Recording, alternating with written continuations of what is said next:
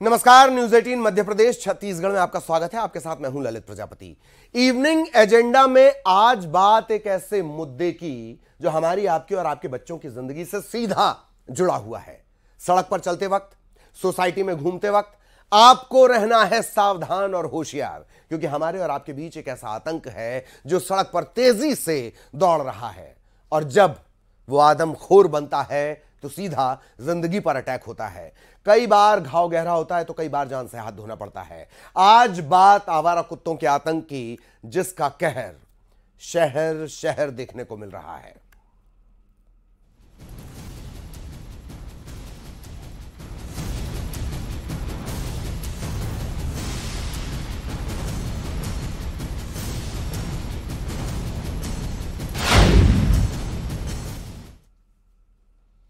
वो गलियों का एक नॉन पेड चौकीदार है। वो सड़क पर सुरक्षा की गारंटी है। इंसानों की जिंदगी में उसे सबसे बड़ा हिस्सा मिलता है प्यार का। लेकिन क्या हो जाए जब वो खून का प्यासा हो? देखिए, गलियों का रक्षक बना भक्षक, सड़क पर बेजुबान बना शैतान। बिलासपुर में भी कुत्तों का आतंक लगातार बढ़ता जा रहा है। कुत्ते के काटने की वजह से जो मरीज है वो इस तरीके से अस्पतालों में पहुंच रहे हैं। आप देख सकते हैं कि इस बच्चे को भी कुत्ता काटा है। एक भौंक बन गई खौफ।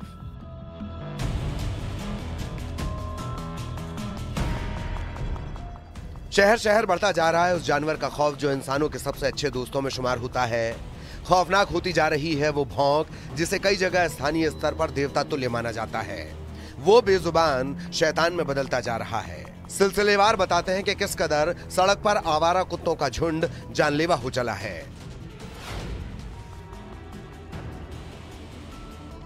बिलासपुर में आवारा कुत्तों के आतंक का आलम ये कि सिम्स मेडिकल कॉलेज के आंकड़े के मुताबिक रोजाना 60 से ज्यादा मरीज डॉग बाइट के शिकार हैं। बीते दिनों 4 साल की बच्ची पर कुत्तों ने हमला कर उसे गंभीर रूप से जख्मी कर दिया। हैरान हो जाएंगे आप ये जानकर कि जनवरी 2023 से 20 नवंबर 2023 तक, यानी करीब 11 महीनों में 16,500 लोग कुत्तों के शिकार हुए। बिलासपुर में भी कुत्तों का आतंक लगातार बढ़ता जा रहा है। कुत्ते के काटने की वजह से जो मरीज है वो इस तरीके से अस्पतालों में पहुंच रहे हैं। आप देख सकते हैं कि इस बच्चे को भी कुत्ता काटा है। दिखाओ बेटा कहाँ पे है। ये देख सकते हैं कि ये इस तरीके से जो कुत्ता है वो बुरी तरीके से लोगों को जख्मी कर रहा है। अलग अलग चौक चौराहों में शहर की बात करें तो वहां पर जो है कुत्तों का आतंक बढ़ गया है। आप कहां से आ रहे हैं? बिलासपुर से। कहां पर काटा? बिलासपुर से मेरे बेटे को काटा है। मतलब जान मतलब है दशहरे के दिन काटा था कुत्ता, और बहुत इसकी दूसरी बार हो गया इसको कुत्ता काटते हुए। ये कहां पर काटा कुत्ता? ये यहाँ पर से नहीं है। नहीं, इलाका कौन सा? सिरगिट्टी आता है ये नगर निगम बिलासपुर में। तो क्या वहाँ पर हमेशा इस तरीके वहाँ बस कुत्तों का बहुत सारा झुंड है। वहाँ कम से कम नहीं तो 10 से 20 बच्चों को वापस काट दिया गया कुत्ता। इसकी वजह से कई लोग कुत्ता मतलब वहाँ बताया एक घनी आबादी है, उसके वजह आज कई लोग मतलब कुत्ता घर में पाले उसको भी छोड़ दे रहे हैं, उसके बाद भी मतलब काट दे रहे हैं। राजधानी रायपुर में कुत्तों का आतंक लगातार जारी है। रामनगर स्थित गुलमोहर पार्क में एक मासूम बच्ची पर आवारा कुत्तों ने हमला कर दिया। 2.5 साल की बच्ची को नोच नोच कर जख्मी कर दिया। इसके बाद बच्ची को अस्पताल में भर्ती करवाया गया, जहां उसका उपचार जारी है। लेकिन ऐसा नहीं कि यह पहला मामला है। रायपुर में आवारा पशुओं के हमले के मामले लगातार बढ़े हैं।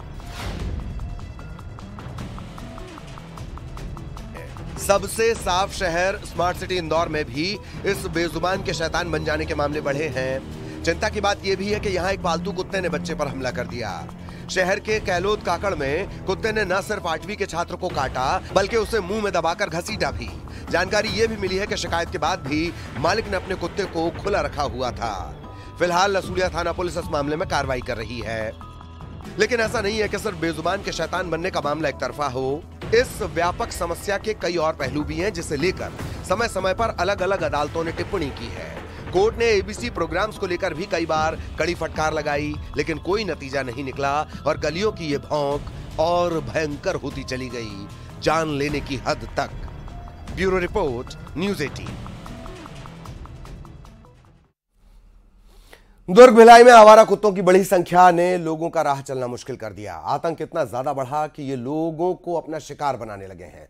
दर्जन भर लोगों को कुत्तों ने अपना शिकार बनाया। 2 साल पहले एक बुजुर्ग महिला की कुत्तों ने नोच नोच कर जान ले ली थी। हाल ही में गाय पर कुत्तों ने हमला किया, उसे मार डाला। इन तमाम घटनाओं के बाद नगर निगम प्रशासन का यह दावा कि आवारा कुत्तों के बधियाकरण, नसबंदी ऐसे समझिए, आवारा कुत्तों के बधियाकरण करने का काम लगातार किया जा रहा है। कि हमारी माता जी मंदिर से आ रही थी तो स्ट्रीट डॉग ने उन्हें बाइट कर लिया था, तो उनको 6 इंजेक्शन लगे हैं।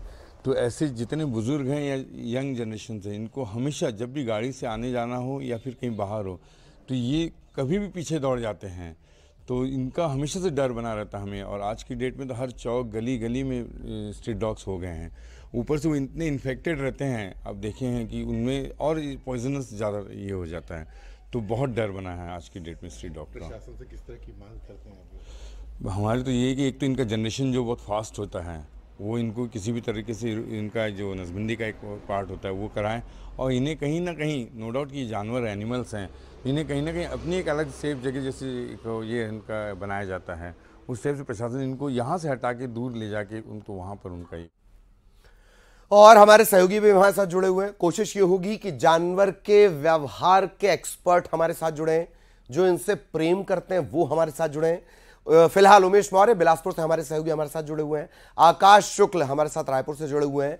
किस तरह की समस्याएं हैं, किस तरह का सामना करना पड़ रहा है, उनके जरिए हम समझने की कोशिश करते हैं। पहले आकाश, आपके पास आना चाहूंगा। राजधानी रायपुर लगातार बढ़ता ट्रैक रिकॉर्ड, लेकिन जब भी आप निगम से पूछेंगे, स्थानीय निकायों से पूछेंगे, वो यही कहेंगे कि हम तो बहुत जबरदस्त काम कर रहे हैं। आकाश जी बिल्कुल, आप सही कह रहे हैं।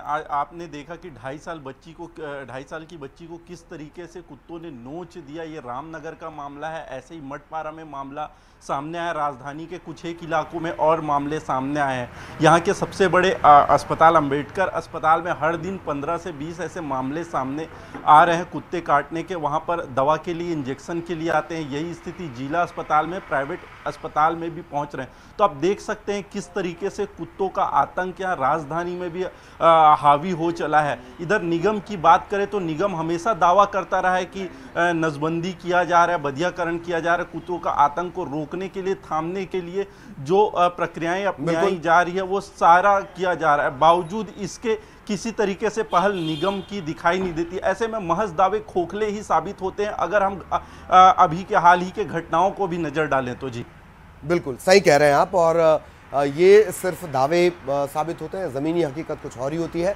उमेश हमारे साथ बिलासपुर से जुड़े हुए हैं। उमेश के पास आपको लिए चलेंगे। उमेश, लगातार कुत्तों की बढ़ती संख्या, ये तो आंकड़ा ही हैरान करने वाला है कि तकरीबन 11 महीने के जो आंकड़े हैं 16,000 से ज्यादा।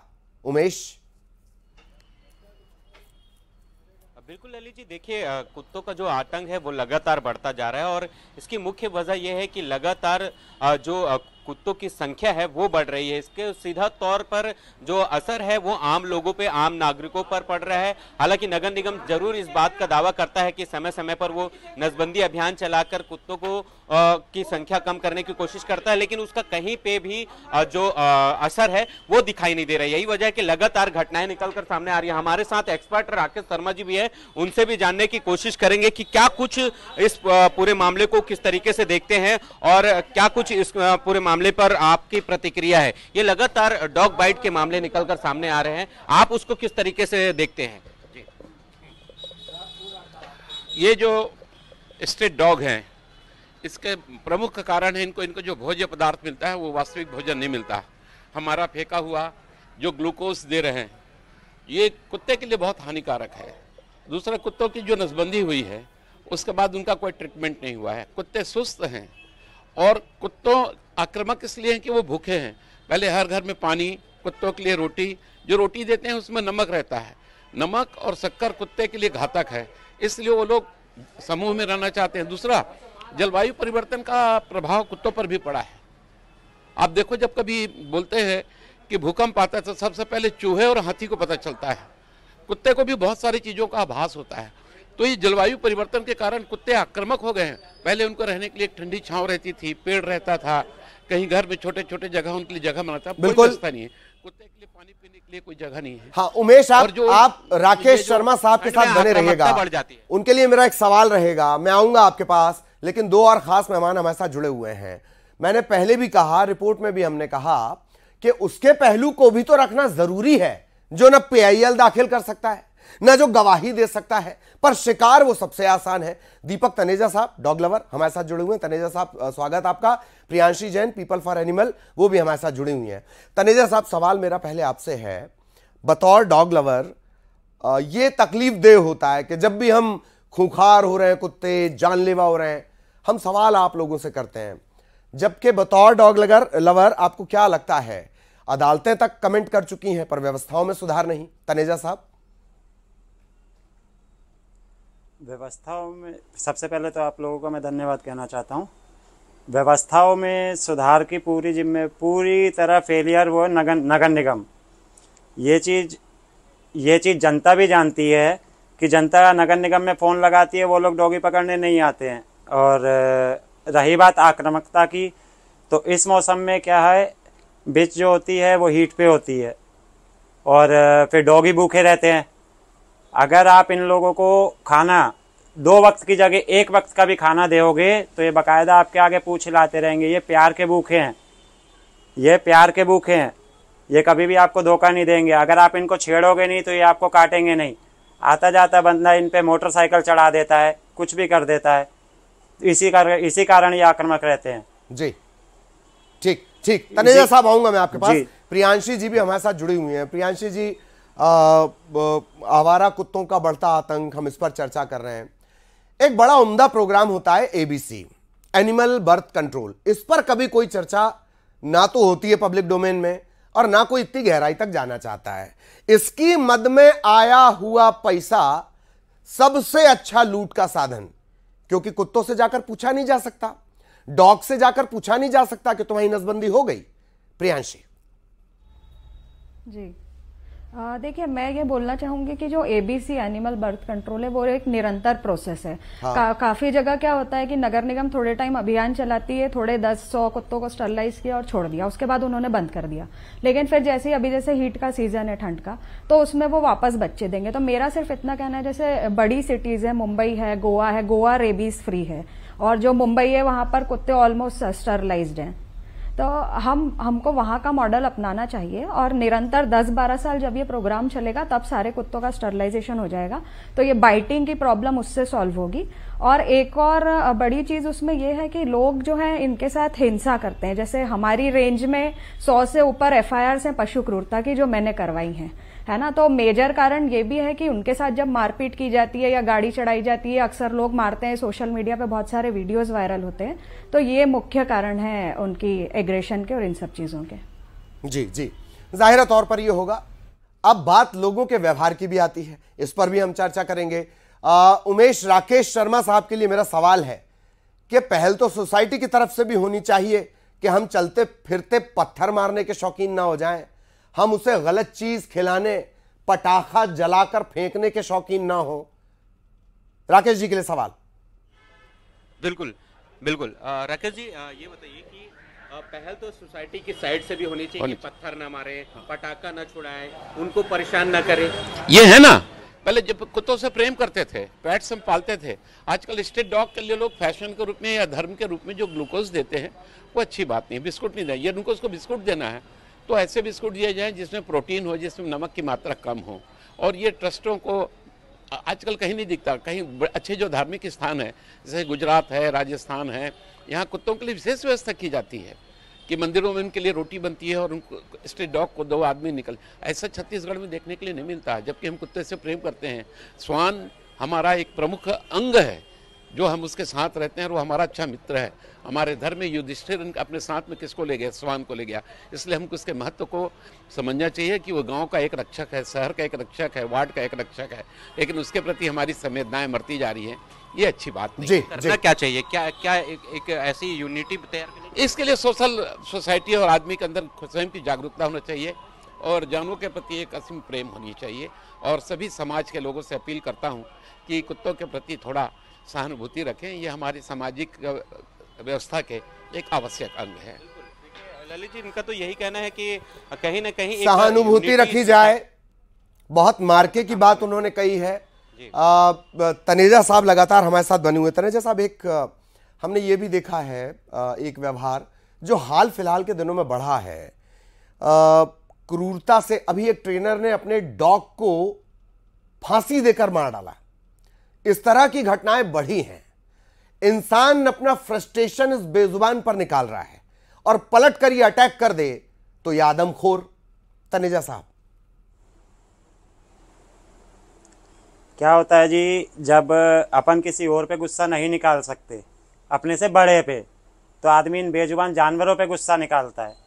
ये तो डॉग ही हैं, कभी गाय का केस भी आता है, किसी का भी केस आता है। हर प्रकार के जानवर पे आदमी किस पे गुस्सा निकालता है? इन पे, क्योंकि ये बोल नहीं सकते, ये बदला भी नहीं ले सकते। ये आपसे बदला भी नहीं ले पाएंगे, आपसे कुछ बोल भी नहीं पाएंगे, आप पे कोई केस भी नहीं लगेगा। छोटा सा केस लगेगा जिसमें आप छूट जाओगे। इनको सब चीज की आजादी है मनुष्य को, बस ये इनको रहने नहीं देंगे यहाँ। क्यों? क्योंकि बस ये इनसे घृणा करते हैं, नफरत करते हैं। एक बार ये प्यार करेंगे इनको बल्कि मैं तो कहता हूँ ये बिना पैसे के अपने नौकर हैं, अपने रक्षक हैं। ये जो तनख्वाह भी नहीं लेते, सिर्फ प्यार मांगते हैं, रोटी मांगते हैं, दूध मांगते हैं। आदमी पैसे दे के अपने पास गनर रखता है, सब रखता है, कोई काम नहीं आता। ये काम आते हैं, अपने सर पे अपने गोली भी खा जाते हैं। कितने केस आपने देखे भी होंगे कि मालिक के चक्कर में कुत्ते ने गोली खाई। हम उस समाज से हैं जहां हम बतौर सैनिक डॉग्स को रखते हैं। प्रधानमंत्री कहते हैं कि हमें जो स्ट्रीट डॉग्स हैं, इंडियन ब्रीड्स हैं, उन्हें प्रमोट करना चाहिए। उसी समाज में हमें इस बात पर बहस करनी पड़ रही है कि आखिर ये कुत्ते आदमखोर क्यों हो चले, ये डॉग आदमखोर क्यों हो चले हैं। अभी एक जिक्र आया युधिष्ठिर के साथ जाने का, एक श्वान का। कोई कहता है वो भैरव थे, कोई कहता है वो यक्ष थे। मोक्ष तक से उनका रास्ता इन श्वानों का जुड़ा हुआ है। उमेश बहुत शॉर्ट और आकाश बहुत शॉर्ट में मैं आपके पास आ रहा हूं। क्या आप ये अव्यवस्था देखते हैं कि डॉग्स को बधियाकरण के नाम पर एक जगह से उठाकर किसी सुनसान जगह ले जाकर छोड़ दिया जाता है? उमेश, पहले आप 30 सेकंड में। बिलासपुर की ही बात करूं तो नगर निगम क्षेत्र में यहाँ पर बधियाकरण की जो अभियान थी वो छेड़ी गई थी, लेकिन वो महज एक दिखावे की कार्रवाई थी। केवल यहाँ पर से शहर से कुत्तों को पकड़कर एक जगह पे ले जाया जाता था और वहाँ पर नसबंदी के नाम पर उन्हें छोड़ दिया जाता था, जिसका कहीं ना कहीं खामियाजा जो है वहाँ यहाँ के लोगों को भुगतना पड़ा। और कई बार ऐसा भी देखने को मिला कि आंकड़ों को, कागजों पे तो आंकड़े जरूर दिखाई देते थे, लेकिन हकीकत, जमीनी हकीकत कुछ और ही बयां करती थी। ललित, बिल्कुल बिल्कुल। आकाश, सेम सवाल, क्या यही हीला हवाली टाला मटोली होती है रायपुर में भी? शॉर्ट में प्लीज।